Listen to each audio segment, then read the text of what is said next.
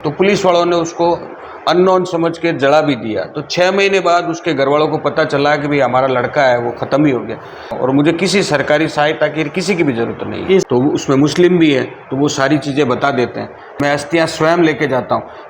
लेकिन थानवी साहब एक ऐसा अनोखा व्यक्तित्व है जो एक तरफ वकील है, एक तरफ राजनेता है और समाज सेवा के कार्यों में लोग अपने फायदे के लिए देखते हैं।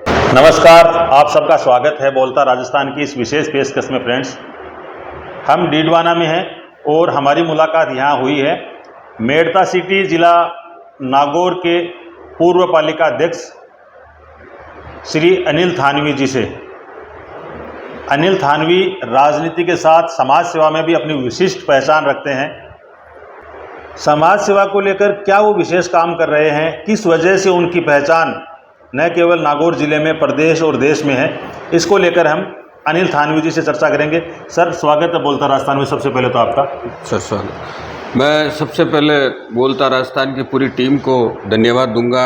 Thank you sir. Mubarak Ali ji और आपकी पूरी जो टीम है, मैं आप सबका धन्यवाद दूंगा। मेरा नाम अनिल थानवी है। मैं मेड़ता नगर पालिका में जब डायरेक्ट इलेक्शन हुए थे उस समय चेयरमैन था। चूँकि समाज सेवा मूलभूत रूप से मैंने बचपन से ही अपनी माँ से ये प्रेरणा ली है। मेरी जो माताजी थी शोभा देवी थानवी, उन्हीं की प्रेरणा से मैं पिछले लंबे 20 साल से मेड़ता व नागौर जिले में कहीं भी कोई लावारिस व्यक्ति मिलता है, सभी नागौर जिले में जितने भी पुलिस थाने हैं वहाँ पे मेरे नंबर नोट कराए हुए हैं। किसी भी व्यक्ति का कोई रिश्तेदार या नातेदार नहीं होता है तो वहाँ थाने से मेरे पास फ़ोन आ जाते हैं। मैं वहाँ पूर्णतया वहाँ जाता हूँ और उस व्यक्ति का अंतिम संस्कार इसलिए करता हूँ कि हिंदू धर्म में 16 संस्कार होते हैं, तो ये जो 16वां संस्कार है ये भी मनुष्य का होना जरूरी है ताकि उसका मोक्ष हो सके। ये प्रेरणा मेरी माताजी स्वर्गीय शोभा। कब शुरुआत किया आपने थानवी जी इसकी? ये आज से 20 साल पहले जब मेड़ता का एक लड़का था, वो खाने कमाने साउथ में गया हुआ था, तो तिरचनापल्ली में उसका एक्सीडेंट हो गया, वहाँ उसकी मृत्यु हो गई। तो पुलिस वालों ने उसको अननोन समझ के जला भी दिया। तो 6 महीने बाद उसके घर वालों को पता चला कि भाई हमारा लड़का है वो ख़त्म ही हो गया। चूँकि मैं एडवोकेट हूँ तो मैं वहाँ गया, मैंने सारी जांच पड़ताल की। उस परिवार को मैंने 4.5 लाख रुपए दिलाए आज से 20 साल पहले। और मुझे ये अंदर से आभास हुआ कि यार ये काम ऐसा है जो अपन कर सकते हैं, इसमें मुझे किसी सरकारी संस्था की या किसी ट्रस्ट बनाने की किसी की भी ज़रूरत नहीं है। ये काम मैं स्वयं मेरी माताजी की प्रेरणा से मैं खुद करता हूँ। इसमें जो भी खर्च होता है वो सारा खर्च मैं खुद अपने जेब से करता हूँ और मुझे किसी सरकारी सहायता की किसी की भी ज़रूरत नहीं है। इस तरह के अनिल थानवी जी कितने केसेज आए आपके पास अब तक? मैं अब तक 146 लोगों का अंतिम संस्कार कर चुका हूँ, जिसमें 4 मुस्लिम जाति के भी थे।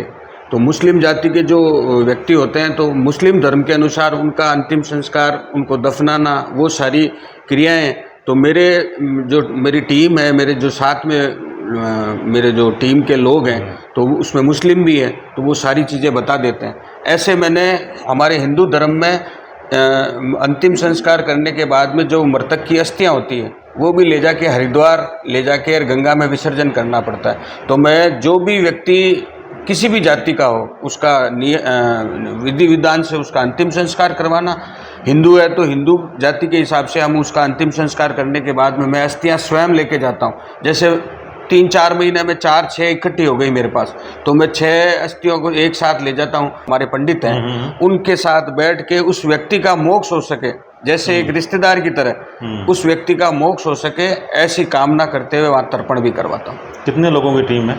मेरे पास, चूँकि मैं नगरपालिका में चेयरमैन भी रहा, जहाँ नगर पालिकाएँ हैं नागौर जिले में, मेरे को कोई तकलीफ नहीं होती है। वहाँ नगरपालिका के जो ईओ होते हैं, जो सफाई कर्मी होते हैं, वो आगे इस काम में मेरे साथ हमेशा जुड़े रहते हैं। जैसे मेरे को डीडवाना आना है, मैंने डीडवाना में भी 2-3 किए हैं, तो यहाँ की जो नगरपालिका के ईओ है, चेयरमैन है, वो मुझे कोऑपरेट करते हैं, वो सारी व्यवस्थाएँ करवाते हैं।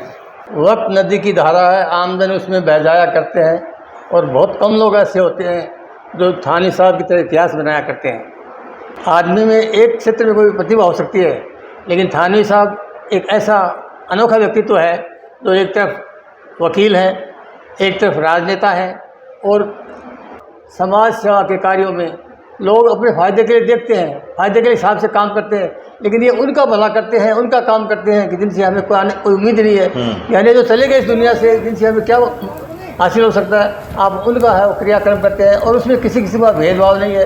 तो हकीकत में हमारी जीवन का लक्ष्य भी यही है कि हम किसी काम आए। और आप तो वो हैं जो जिन्नों को भी नहीं बल्कि मरे हुए काम आते हैं।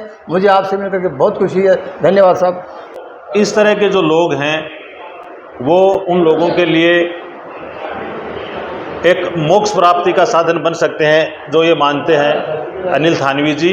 और जो बातों बातों में पता चला 2010 का जो नगर पालिका का चुनाव हुआ था उसमें डायरेक्ट चुनाव हुआ था। तो इस तरह के सेवा की जो भावना है, वो डायरेक्ट जो लगाव है जनता से, वो पॉसिबल उसी वजह से हो सकता है। इसके अलावा बड़ी बात यह है कि 2020 तक 2015 तक आप चेयरमैन रहे नगर पालिका मेड़ता के, और उसके बाद राजनीति से दूर हो गए। पार्षद का चुनाव भी नहीं लड़ा, पार्षद वाला सिस्टम आ गया। हाँ। तो अब फुल्ली समाज सेवा में आप लगे हुए हैं। हाँ। राजनीतिक दल से तो अभी भी जुड़े हुए हैं। हाँ, बीजेपी से जुड़ा हुआ हूँ। भारतीय जनता पार्टी से आप जुड़े हुए हैं। तो ये किरदार देखकर बहुत अच्छा लगा। और जो थानवी जी हैं उनका कैरेक्टर हमें प्रेरणा देता है कि हमें दूसरों के लिए जीना चाहिए। अनिल थानवी जी ने राह चलते हमें समय दिया, इसके लिए हम इनका शुक्रगुजार हैं। आप हमेशा की तरह हमारे साथ जुड़ते हैं, आपका बहुत बहुत धन्यवाद। देखते रहिए बोलता Rajasthan. Thank you very much. जय हिंद।